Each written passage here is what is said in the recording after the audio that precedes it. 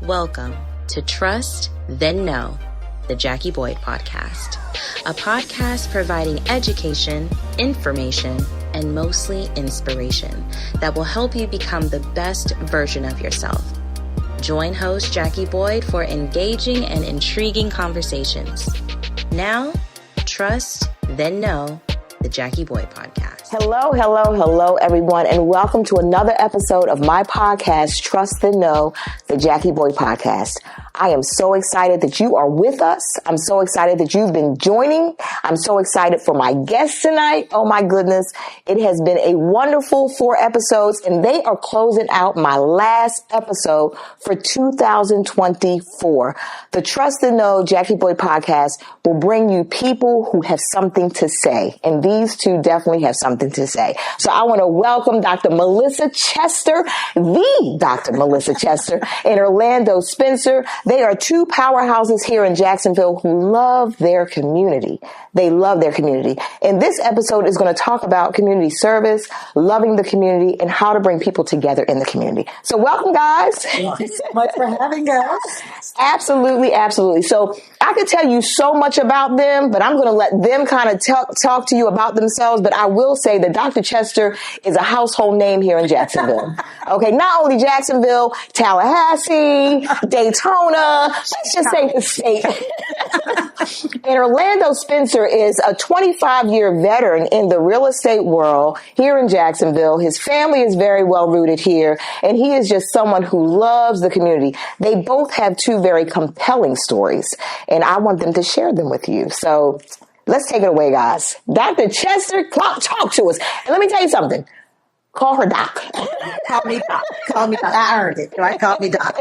So, to Jackie's point, been in Jacksonville since 2010. Came here because I got married. Prior to moving to Jacksonville, I was a college professor. Okay. I taught on the collegiate level for 15 years before transitioning into real estate. I transitioned into real estate because of my mother. And I often tell this story when people ask me, well, how did you come from being a professor to real estate? And I tell them that it was because of my mom being displaced after being in a home for over 27 years. So I tell the story of, I grew up in the projects in Daytona Beach. I'm not from Jacksonville. And when I was in the 10th grade, we moved into a house. Okay. But my mom was renting that house. Fast forward, I go off to college. I'm getting degrees, 1, 2, and 3. Bachelor's, master's, PhD. My mom is still in that home. However, during the time I was in Jacksonville and I was trying to decide, okay, here we are, we're in Jacksonville, commuting to FAMU as a college professor is not working. I have little ones. What do I want to do? During this time, my mom calls me and says, hey, I got a letter in the mail. The letter, Jackie, was about her being put out of a home. The homeowner had rented to my mom for 27 years and she passed away. She had children. The children were fighting over the property. No one was paying the property taxes. Home had been paid off decades ago. This lady owned properties all across the state of Florida. Her children lost every property she owned, fighting over them, including the one my mom lived in Daytona. What happened was someone bought it. They paid the property taxes. My mom spent almost $200,000 in rent. They got the property for less than $12,000 property taxes. Wow. My mom went into major depression, Orlando. And I realized then that not only was my mother a serial renter, my aunts, some of my cousins, I was even in Tallahassee. I got 3 degrees and never purchased a house. Wow. Because I had a renter's mentality. And that made me decide that I was going to get into real estate to help educate, encourage, and let our people know that, hey, we can own property. Yes. Property ownership is the first step to generational wealth. And so I got into real estate in 2016 and it's been a blast. I had a real estate school, taught real estate. It has been a blast. I love it. I would not change that career for anything. Wow. But it was an unusual path to it. Got you. In addition to that, I do some speaking across the country, as you know, some speaking and training because I tell everybody, although I'm in real estate, my true passion is teaching. It's getting knowledge and passing that knowledge on. And so I try to do that no matter what I'm doing. And so do that through some nonprofit organizations that I'm a part of, doing that with some of the things I do with real estate, which we'll talk about a little later on, doing that, speaking and training all across the country. Got you. So an educator at heart. Educator at heart. Got it. Orlando. Yeah. Themes run pretty common in terms of what we're discussing, but my way into real estate, I was always intrigued with it. My father, my grandfathers, they all were into property. So I learned at an earlier age that is the way for empowerment. So during my college career, I flipped my first house. In college? In college, in grad school. But who I am is an athlete. So I went to college on football scholarship. Okay. Where'd you go? I went to Indiana University. All right. Okay. Okay. Hoosier. That's right. Okay. Top in the nations this year. So during that football span, the courage was there to just go for it. The moment that I could figure out how to actually purchase a property, I did the flip, and it was like, wow, I know a lot now. Okay. I know a lot. I might be on the same path that my grandfather, he bought homes for all his daughters. All his daughters, they moved in. My mother didn't get a house because instead she married my father. Got you. My father hit the gas even harder in terms of like, hey, you all got to be powerful. You got to do these things. Right. So yeah, lived the house, going through grad school, finished grad school. Then I bought another 5 and lost all 5. Wow. Here comes the education. Okay. So that prepared me. I lost everything. I had to move into my brother's bedroom. And during that time, I said, I know exactly what I did wrong. Right? So I was serving during that time, building myself up to be able to purchase real estate again. Serving, teaching, taught at a couple of the schools in the city, and Revolt. You taught. What did you teach? Academy.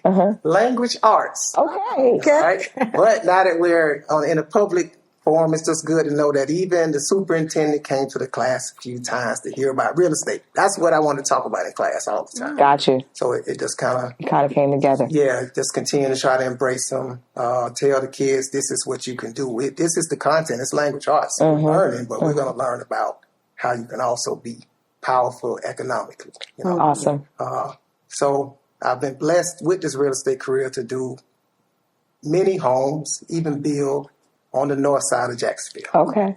Working, doing homes on the east side of Jacksonville. Okay. Help hundreds of people get real estate, and it's a blessing because I didn't have to adjust where I'm passionate about doing my developments and my projects and businesses and everything back to what poured into me. Because I'm a kid from the north side, family all throughout the east side, and that's where we spend time trying to continue to just improve it and better it. And through real estate. Real estate's a little bit more fun than the classroom. Okay.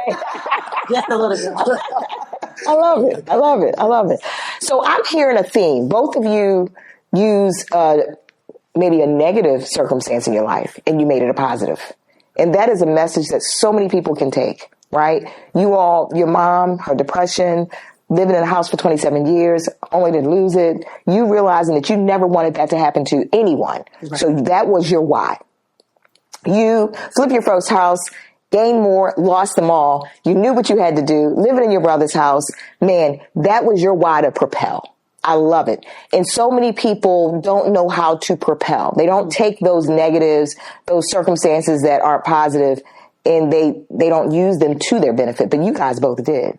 And in doing so, you have served so many people in this community, and you love this community. You are born and bred. I remember hearing you tell a story about your football and how football and teamwork and how that helps you to have passion for the things that you do because you understand what teamwork is all about. Yeah, so I love it.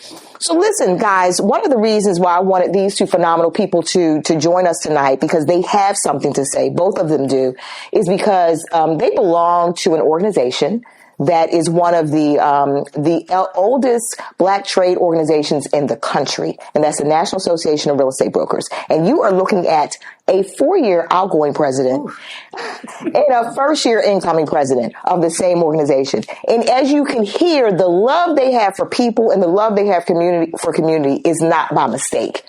It's not by mistake in them being able to serve this organization and serve the Jacksonville chapter of it. So I want to talk about that. So the National Association of Real Estate Brokers was founded in Tampa, Florida in 1947. Because I'm going to let you all tell the history, but it's a very compelling history. And then I want us to transition into why they love it, how they got into it, and how it serves this Jacksonville community. First, I want to say, Jackie, you're also a member of that great organization. I am. Three of us are. We are. And so, as Jackie so aptly stated, it is the oldest trade organization, African-American trade organization in the country. It was started in 1947. It was started by 11 men and 1 woman. And it was simply because we could not become realtors. We would get our respective licenses, Georgia, Florida, Alabama. They would be licensed real estate agents, but could not join the National Association of Realtors. So, NAR, they could not become realtors. So at one point, 12 African Americans, 11 men and the 1 woman said, you know what? Let's form our own. We're not invited to the table. Let's build our own table. Right. And they created their own organization. They could not be realtors, so they became known as Realtist. And Realtist does not have an S on the end. It's always singular and plural. It's Realtist. And so they created the National Association of Real Estate Brokers, also known as NAREB. We're not realtors, we're Realtists, so that they could buy, sell, and invest in real estate along with other African Americans. And so they had that organization, and only that organization up until the Fair Housing Act. So the Fair Housing Act, after, of course, the assassination of Dr. Martin Luther King, we all know, and then Lyndon B. Johnson signs the Fair Housing Act and that is when realtors had to allow African Americans to come in and be realtors. Gotcha. So at that point, you could not discriminate based on race. And so that allowed us to become realtors, but we still have realtists all across the country. There are chapters or local boards all across the country. And as you said, I have proudly served as the 5th president for the Jacksonville chapter. I'm going out after 2 terms, and now Mr. Spencer, so proud of him, is going to be taking over for the next 2-year term. And so we have about 7 chapters in the state of Florida. Okay. There are chapters all across the country. Gotcha. So, Doc, let me ask you, what have you done? I mean, and you've done so much for the organization. I mean, I'm a new member, but for the year that I've been a part, I hear all the phenomenal things you've done, not only for NAREB, but even some of the other organizations you're a part of in the city that you've helped to bring services to NAREB. So that's great. I mean, it's great for the organization. It's great for the members. What would you say you've done that has really just paved this path, set the blueprint to pass the baton to Orlando so that we will continue to be successful? That's a good question, Jackie. I would have to say the main thing I did was establish our foundation. So when it comes to the organization, the national requires that we be what's called a 501c6, which is a trade organization. Okay. Right. And so we help to establish the 501c6 status as well as the 501c3. So 501c3 nonprofit, 501c6 trade organization. Okay. We now are going to be both the 501c3 and the 501c6. What normally happens is your 501c6 is, as we know, that we can, what's the word I want to use? Encourage, endorse people across political spectrums where, as a 501c3, you can't. You cannot. So a trade organization, you can. 501c3, you can't. What will happen is we'll be out here doing the work through the C6 and the C3 will be the foundation for the money. That was one big thing that I wanted to make sure that we did. We actually had a name change during my tenure because we're known as NAREB Jacks fondly, but our official name is First Coast Association of Realtors because our national organization requires that we all have realtors in our name. Got it. And so that you have South Florida Board of Realtors, you have Metro Orlando Association of Realtors, you have Tallahassee Board of Realtors. Okay. So we're all realtors. And so that was something that happened, was to make sure that we were properly following the national organization's guidelines, changing the name, establishing the 501c3 and 501c6.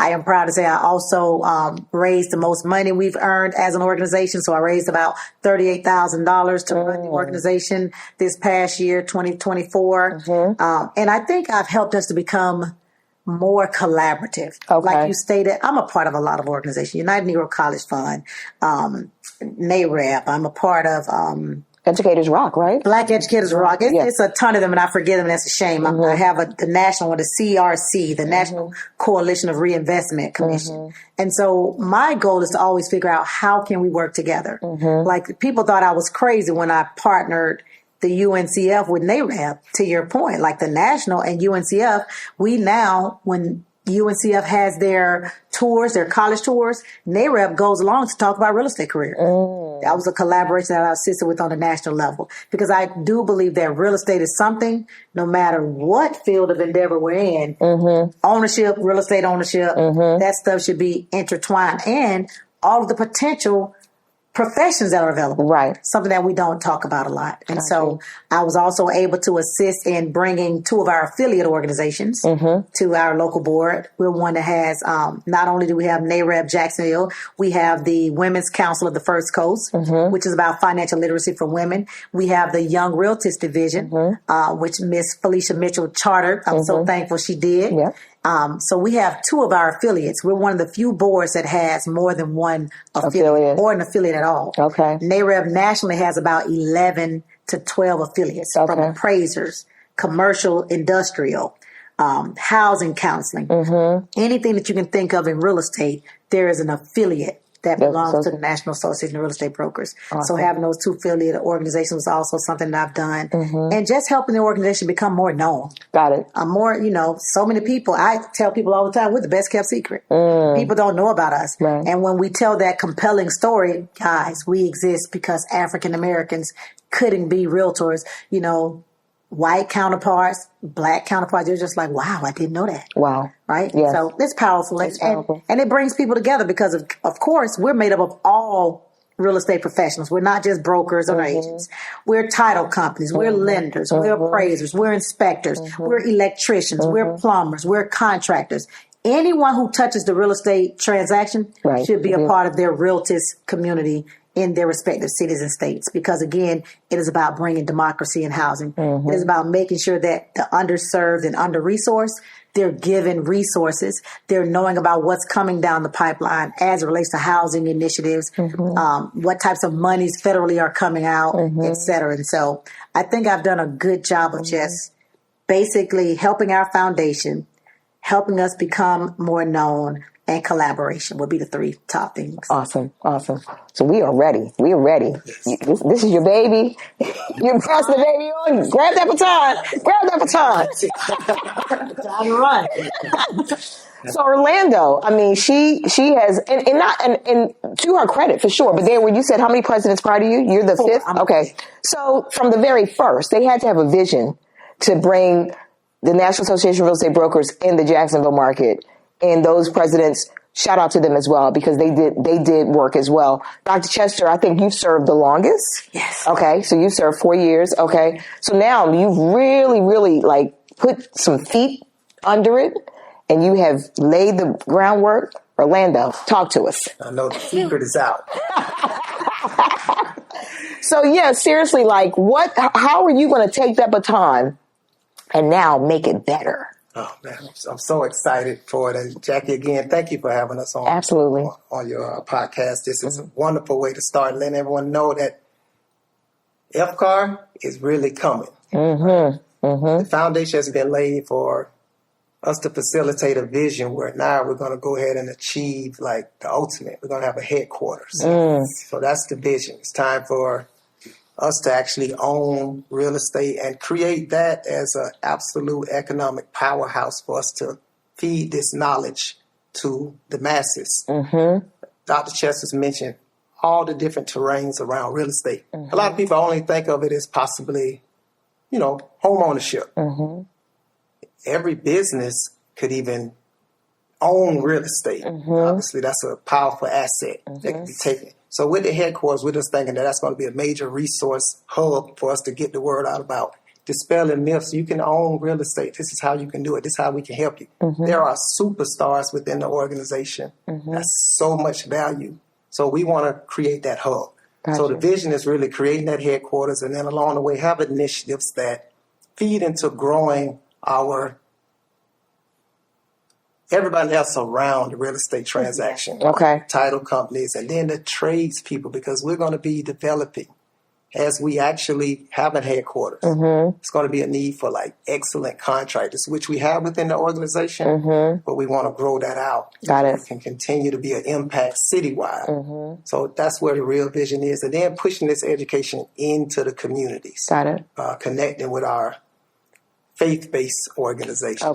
so that we can actually talk to the membership and the congregations about what it is to have democracy in housing and how you can have a true hero helping you through these transactions. Got it. When I mentioned about me losing everything, that was a very tough time in life, but God put enough angels around me to Love it. take it and change the narrative. Okay. Right. It's courageous to be able to do these things, and it's also an example that we have to continue to put forth for the youth. Got it. So it's excellent that we have affiliates like YRD, right? Which stands for Young Realtors Division, right? Yep. Yes, Young Realtors Division. So again, this connects back our education and real estate together. So we're able to go into the schools, the direction of Felicia Mitchell, and create those partnerships and start helping the staff that actually sacrifice and give to the students to develop them. We have to start helping them a little bit more so that they can become more homeowners, business owners, and so forth. Got it. I know that you're big on, because I've heard you speak a few times, on us telling that narrative. Like Dr. Chester talked about how she had effort in letting people know that we're here. You know, we're a well-kept secret, but getting that secret out the bag. I know that you are big on wanting that secret to not be a secret anymore. And that, you know, you're working on getting your board together and giving marching orders on how we're going to deliver that narrative.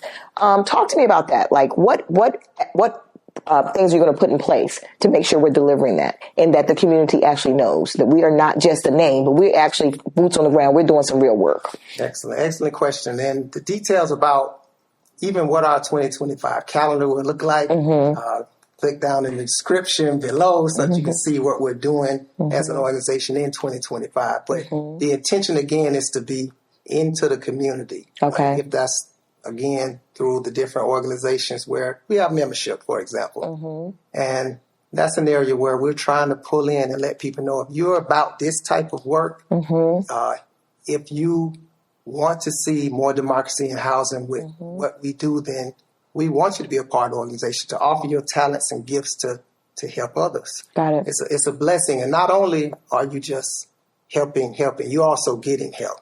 Got it. Within FCAR, gosh, if we were to try to quantify our economic impact, when you have close to 80 members who are making an impact in the real estate market in Jacksonville, Florida, and around the 7 counties, it's millions. We are doing transactions together. We are powerful. Now it's just time to continue to share the narrative with everyone. Got it.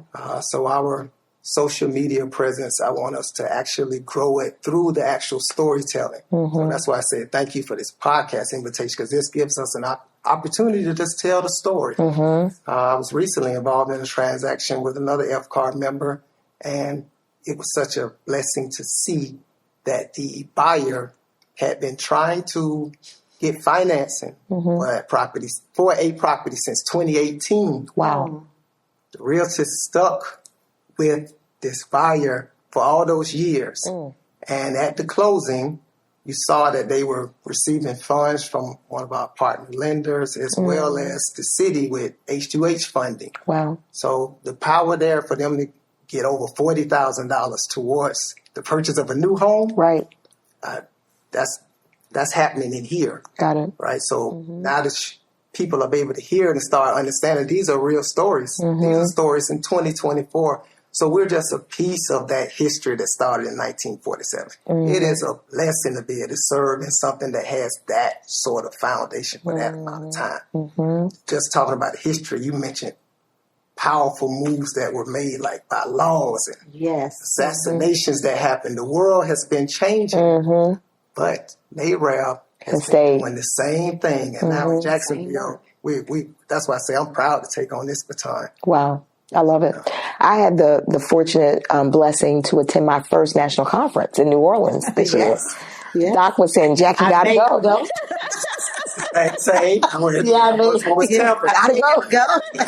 Because people get so, Jackie, stuck on like the local. Right. They get very micro, but it's a macro picture. And so when you go to that national convention, it opens your eyes to like, there's so much out there. Right. Our job as a local board is to educate the community and educate our members, but more so the community. We have initiatives that we do every year without fail. We have Realtors Week.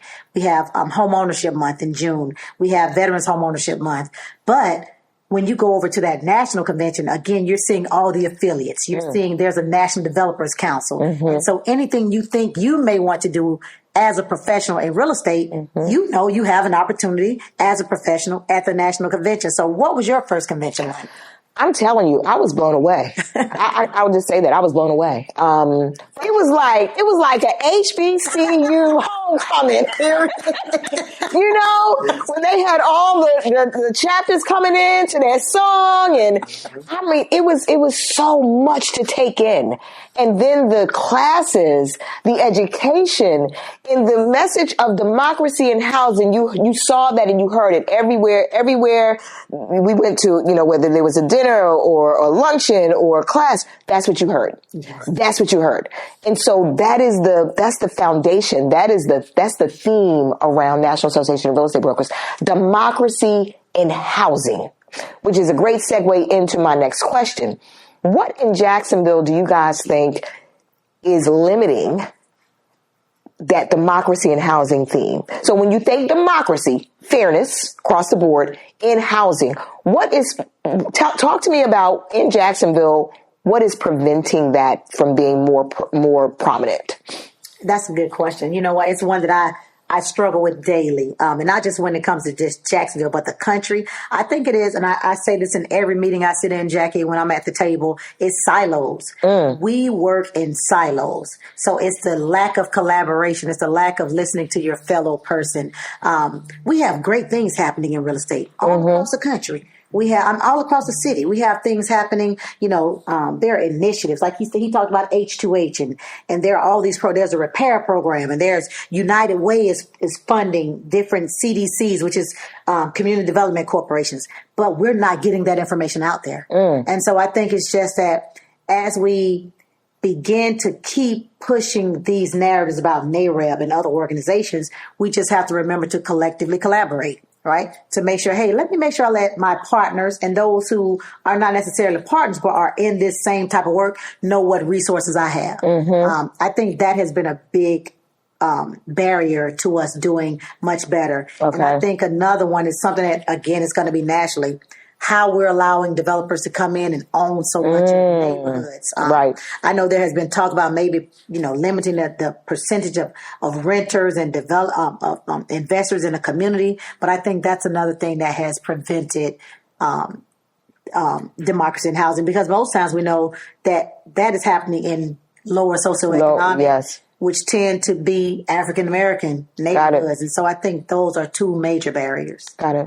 Amanda, what do you say about that?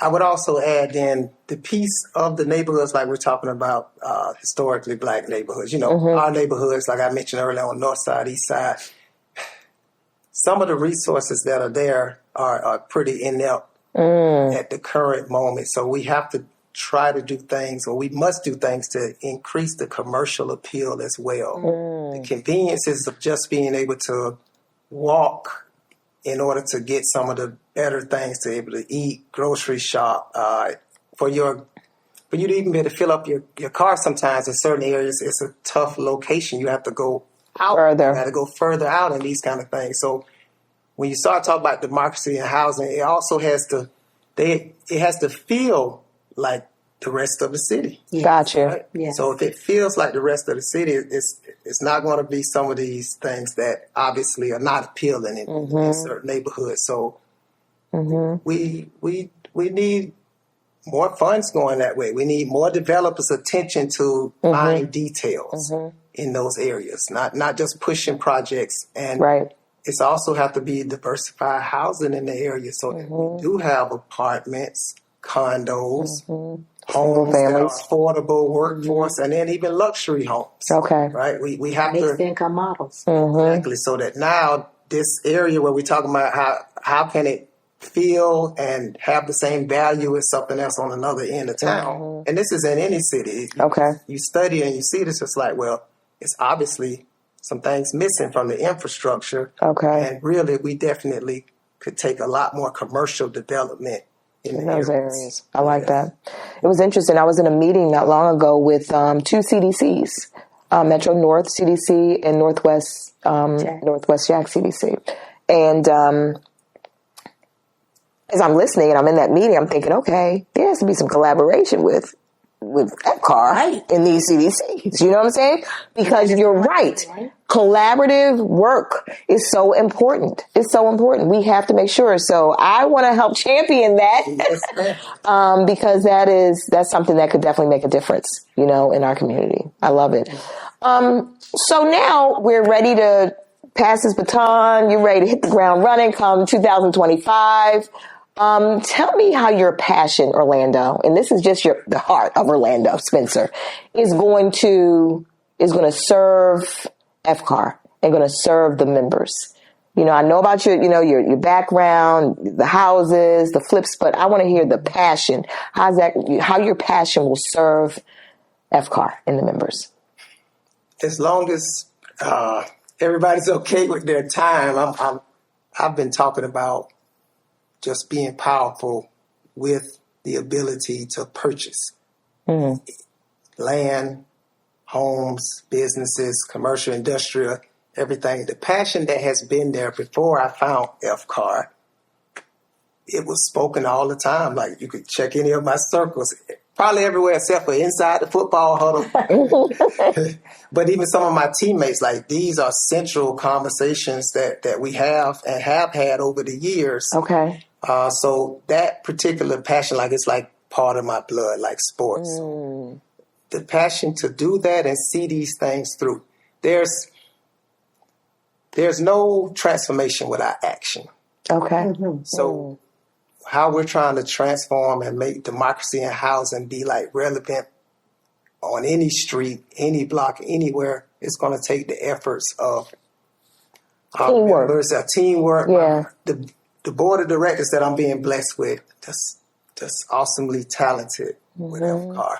And the work that they'll produce together cohesively, it's just going to be amazing because I want to give as much of my insight and experience from all the way down on my knees doing the tile and also obtaining funding for projects. Okay.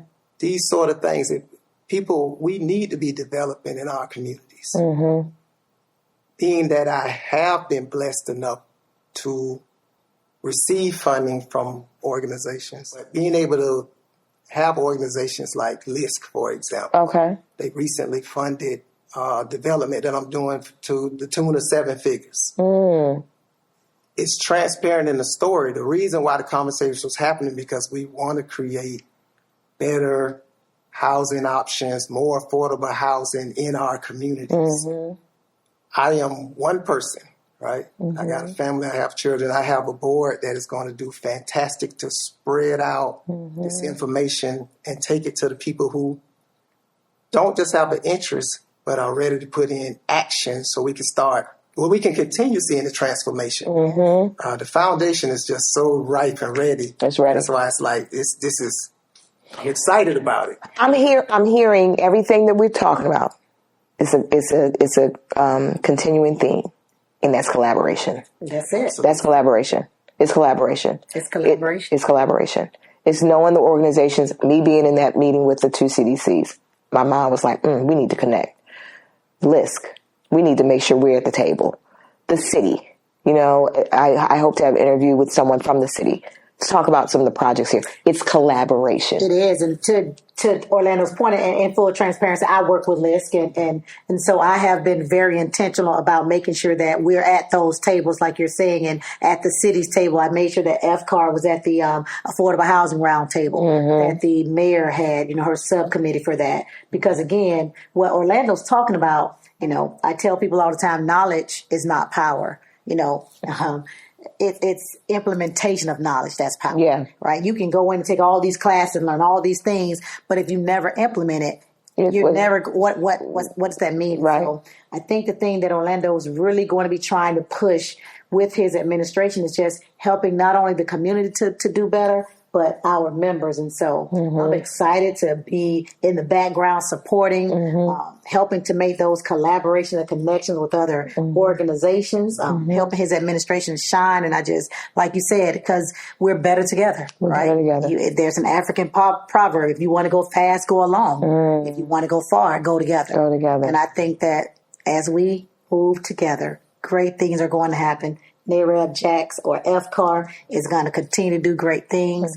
I'm so excited. It was not mentioned, but Orlando is our first male president. Yes, that's the other thing. The first male. That was important to me, is to get a man leading. Yes. So I'm excited about that. And so he is the first male. And so excited about what he's going to do. Wow. We had Carla Carter, Tasha Hall, Cheryl Owens, Clem Jackson, then myself, and now Orlando Spencer. So I'm excited for him. Congratulations.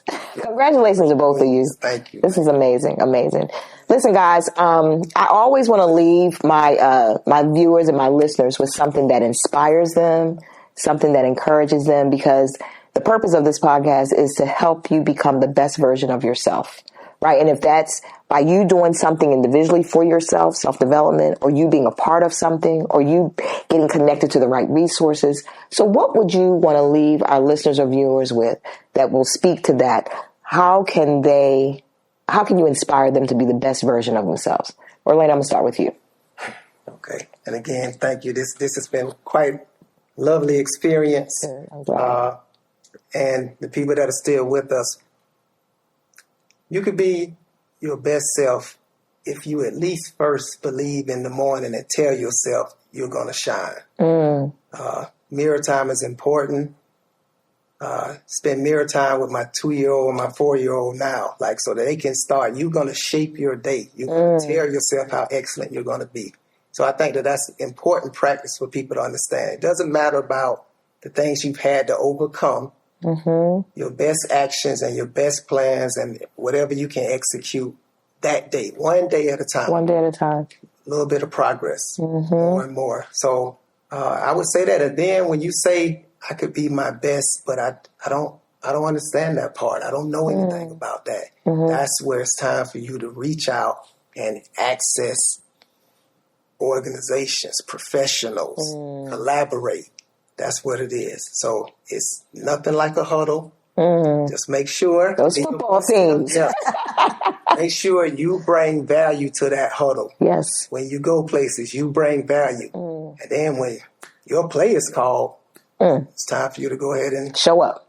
Action. I love it. I love it. Yes, great. So for me, I think mine would be, the first thing would be, you never lose. You either win or learn.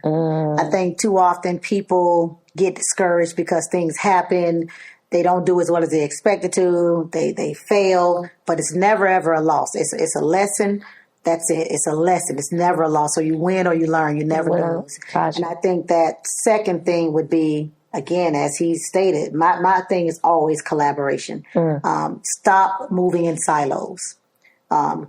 Just stop moving in silos. Most times what happens with people is that it's nature, it's human nature. We tend to isolate ourselves when we're going through things. We tend to be off on an island. And that's the least productive place you should be when you're going through things. And so learn to understand that you must always have a huddle. You must always have a team. Right. You must always have a village. And so if you find yourself moving to where you're by yourself, isolating yourself, understand that your strength comes from others. It is not meant for us to walk this and go this alone.